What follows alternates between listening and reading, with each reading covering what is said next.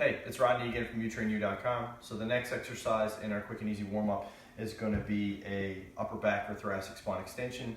You'll just need a foam roller for this one. So in our foam rolling post, we showed you how to foam roll your upper back. Now this is going to be an exercise to help actually create some movement in our upper back by getting some extension. So I'm going to set up on the foam roller. It's placed about halfway down my back. So I can't really feel my shoulder blades on the foam roller. It's beneath them.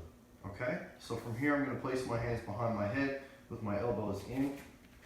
I'm going to take a deep breath in through my nose. You'll notice the breath goes down my belly, which is important. From here, as I breathe out, I'm going to push my elbows back, keeping my chin in and trying to avoid movement at my low back.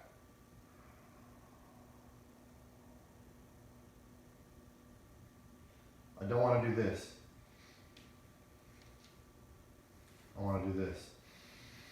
Push my elbows back. Try to prevent movement at my low back. Again, 8 to 10 reps in that position.